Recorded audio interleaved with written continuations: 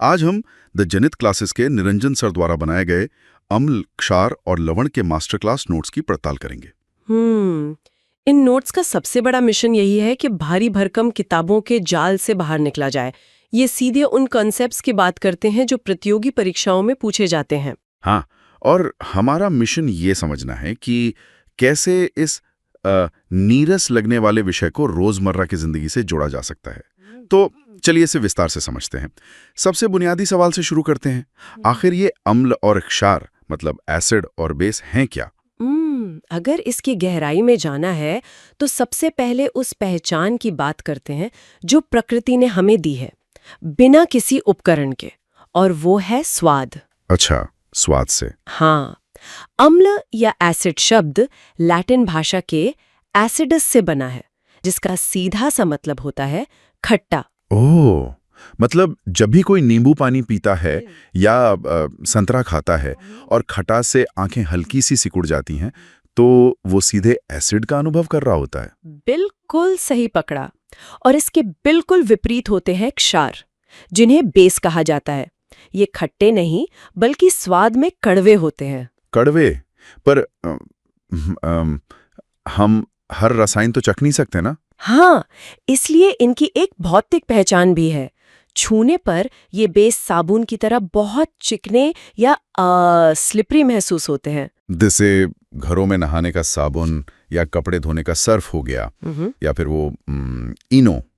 लेकिन नोट्स में एक बहुत ही दिलचस्प शब्द है, एल्कली। हाँ, एल्कली। ये प्रतियोगी परीक्षाओं का बहुत पसंदीदा और उलझाने वाला सवाल है। इसमें एक वेन डायग्राम भी दिया है जो कहता है सभी एल्कली बेस होते हैं लेकिन सभी बेस एल्कली नहीं होते। ये थोड़ा तकनीकी लग रहा है यार। इसे ऐसे समझते हैं, बेस या क्षार कई प्रकार के होते हैं, लेकिन विज्ञान में सिर्फ वो बेस जो पानी में पूरी तरह और आसानी से घुल जाते हैं ना, उन्हें एल्कली कहते हैं। अच्छा। जैसे वॉशिंग पाउडर पानी में तुरंत घुल जाता है, तो मतलब क्या मैं इसे स्मार्टफोन वाले उदाहरण से जोड़ सकता हूँ? स्मार्टफोन वाला उदाहरण? वो कैसे? जैसे दुनिया का हर स्मार्टफोन एक मोबाइल फोन है, लेकिन हर मोबाइल फोन स्मार्टफोन नहीं होता।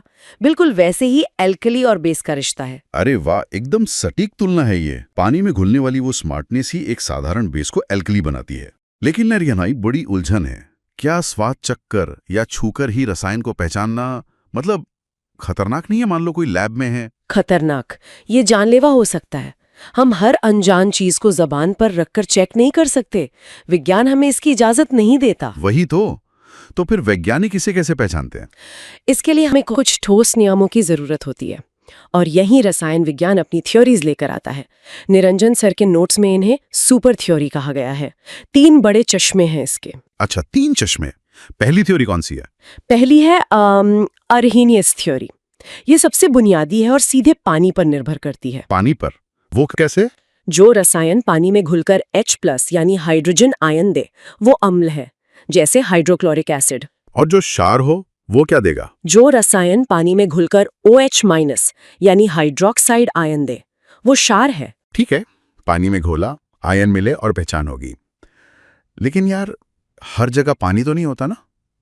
बहुत सारे रसायन बिना पानी के भी प्रतिक्रिया करते हैं। बहुत बढ़िया सवाल है। इसी कमी को दूर करने के लिए दूसरी थ्योरी आई, ब्रॉनस्टेड-लॉरी थ्योरी। अच्छा, इन्होंने क्या लग बताया? इन्होंने पानी की शर्ती पूरी तरह हटा दी। इन्होंने कहा जो रसायन प्रोटॉन का दान करे वो अम्ल है, और जो प्रोटॉन ग्रहण करे वो क्षार है। रुको, प्रोटॉन? हम पानी और आयन से अचानक प्रोटॉन पर कैसे आ गए? ये लेन देन कैसे हो रहा है? देखो, एक हाइड्रोजन परमाणु में सिर्फ एक प्रोटॉन और एक इलेक्ट्रॉन होता है ना? हाँ, बिल्कुल। तो जब वो अपना इलेक्ट्रॉन खो देता है, मतलब अर्हेनियस वाला H+ आयन बन जाता है, तो उसके पास बचता क्या है? सिर्फ एक प्रोटॉन? बिल्कुल। तो ब्रॉनस्टेड-लॉरी ने बात वही कही, बस नजरिया बदल दिया।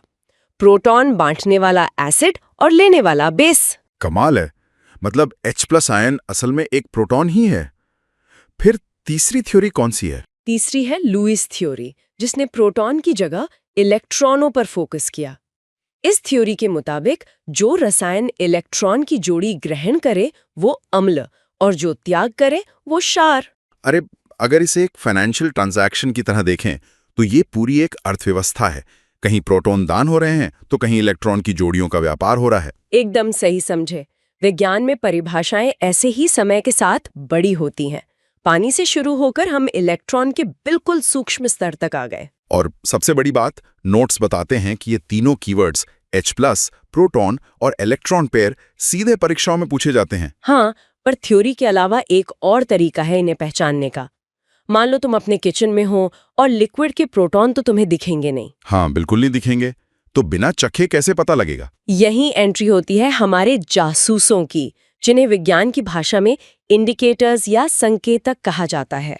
जासूस, ये वर्ड बढ़िया है। ये करते क्या है? ये रसायन के संपर्क में आते ही अपना रंग या गंध बदलकर उसकी असलियत बता देते हैं। प्रकृति ने बहुत ही सटीक जासूस बनाए हैं, जैसे लिटमस पेपर। हाँ, बचपन से स्कूलों में पढ़ा है, लाल और नीला लिटमस पेपर। पर नोट्स की एक हैरान करने वाली बात बताऊं? असली लिटमस पेपर, जो लाइकेन नाम के कवक से बनता है, उसका रंग न तो लाल होता है और न ही नीला है। तो फिर कैसा होता है? प्राकृतिक अवस्था में ये बैंगनी होता है। बैंगनी? तो ये लाल नीला कैसे हो जाता है भाई? जब इस बैंगनी अर्क को अम्ल में डालते हैं तो इसके अणुओं की केमिकल बनावट बदलती है और ये प्रकाश को अलग तरीके से सोखता है, जिससे हमें लाल दिखता है। ओ, और क्षार के संपर्क में आते ही ये नीला हो जाता होगा। बिल्कुल, ये प्रकाश और रसायन का बेहतरीन तालमेल है। अच्छा, किचन में एक और बहुत शानदार प्राकृतिक जासूस मौजूद है, हल्दी। अरे हाँ, कपड़ों पर किसी सब्जी का हल्दी वाला दाग लग जाए और धोते समय साबुन रगड़ो तो वो पीला दाग एकदम गहरा लाल हो जाता है। क्योंकि साबुन एक क्षार है। और अगर उसी लाल हो चुके दाग पर थोड़ा सा नींबू मतलब अम्ल रगड़ दो तो वो वापस पीला हो जाएगा।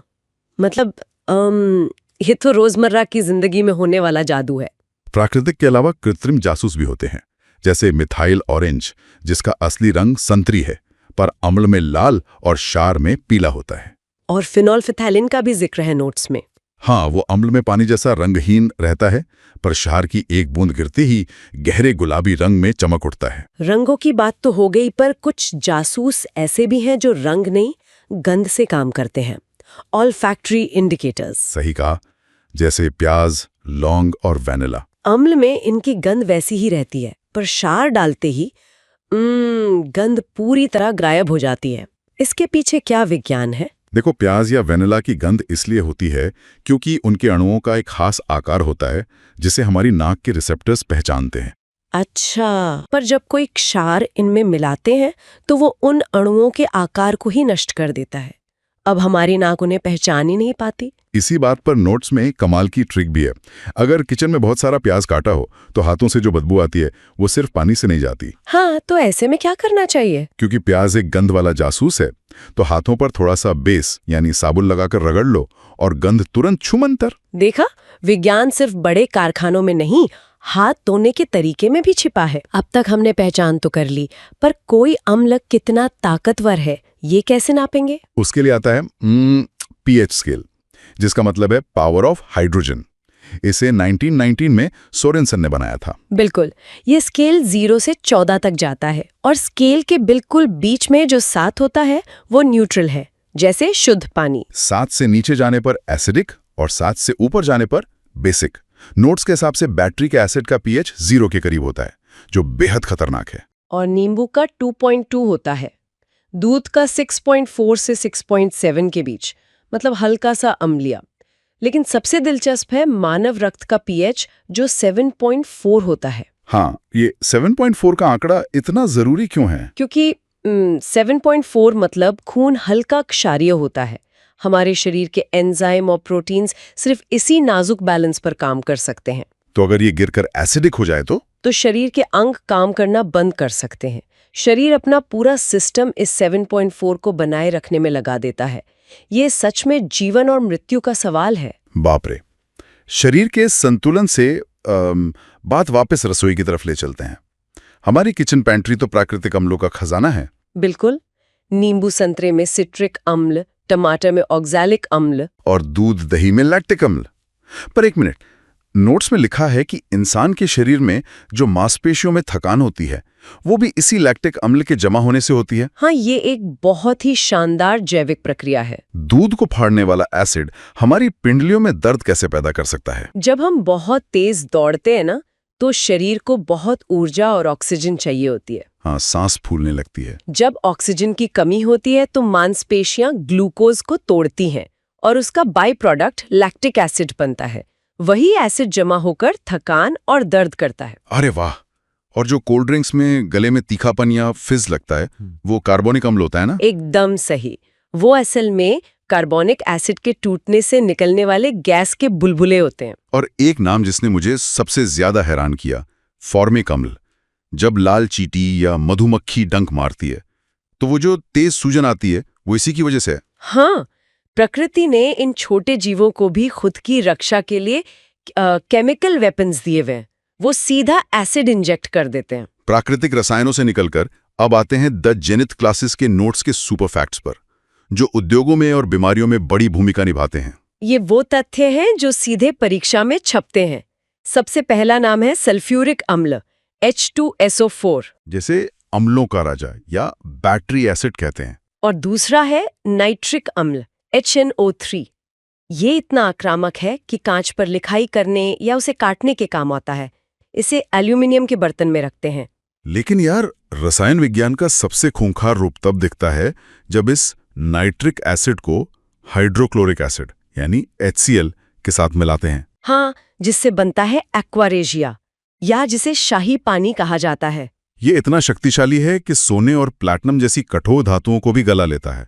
पर ये दोनों एसिड अलग अलग ऐसा नहीं कर पाते, मिलकर क्या जादू करते हैं? जब ये मिलते हैं तो नवजात क्लोरीन पैदा होती है। ये मुक्त क्लोरीन इतनी आक्रामक होती है कि सीधे सोने के परमाणुओं पर हमला करके उन्हें घोल लेती है। विज्ञान के इन चमत्कारों के बीच नोट्स में मुझे एक बहुत गजब की आयरनी, मतलब विरोधाभास दिखा। कैसा विरोधाभास? एक तरफ है ऑक्सैलिक अम्ल। अगर कपड़ों पर स्याही या जंग का जिद्दी दाग लग जाए तो ये उसे मिनटों में साफ कर देता है। हाँ, सफाई के लिए ये बेहतरीन केमिकल है। लेकिन यही ऑक्सैलिक एसिड जब इंसान के शरीर के अंदर जाता है, जैसे टमाटर या पालक के जरिए, और शरीर के कैल्शियम से मिलता है, तो वो कैल्शियम ऑक्सैलेट बना देता है, जो कि किडनी स्टोन यानी पेट की पथरी का मुख्य कारण है। बिल्कुल। जो रसायन कपड़े से दाग मिटा रहा है वही शरीर में कैल्शियम के साथ मिलकर दर्दनाक क्रिस्टल बना देता है। ये तो रसायन विज्ञान की दोधारी तलवार हो गई। अच्छा, शरीर की बात हो रही है तो पेट में खाना पचाने वाले हाइड्रोक्लोरिक अम्ल HCl को कैसे भूल सकते हैं? हाँ, और जब हम बहुत मसालेदार खा लेते हैं तो यही HCl ज्यादा बनने लगता है, जिसे एसिडिटी कहते हैं। और उसका इलाज क्या है? नोट्स के हिसाब से एंटासिड, जैसे इनो या मिल्क ऑफ मैग्नीशिया। पर ये काम कैसे करता है? एंटासिड असल में एक कमजोर क्षार होता है। जब पेट में बहुत एसिड हो और ऊपर से बेस पिया जाए तो एक दूसरे को न्यूट्रलाइज कर देते हैं। लवण और पानी बनता है और जलन शांत, न्यूट्रलाइजेशन। और खाने की बात है तो एक आखिरी बेंजोइक अम्ल, जो डिब्बाबंद खाने को लंबे समय तक खराब होने से बचाता है। इन सभी तथ्यों को देखकर निरंजन सर की वो टीचर्स टिप बहुत काम की लगती है। उन्होंने सच में इस पूरे विषय का जूस निकाल दिया है। हाँ, उन्होंने कहा है कि लिटमस के रंग और फलों के एसिड की टेबल दीवार पर चिपका लेनी चाहिए ताकि एग्जाम में नंबर ना कटे। बिल्कुल। इस चर्चा का सार यही है कि कैसे इन मास्टर क्लास नोट्स ने एक नीरस विषय को बहुत आसान और दिलचस्प बना दिया। सही बात है। प्यास की बदबू हटाने से लेकर चींटी के डंक और पेट की एसिडिटी तक, केमिस्ट्री हमारी जिंदगी में गहराई से बुनी हुई है।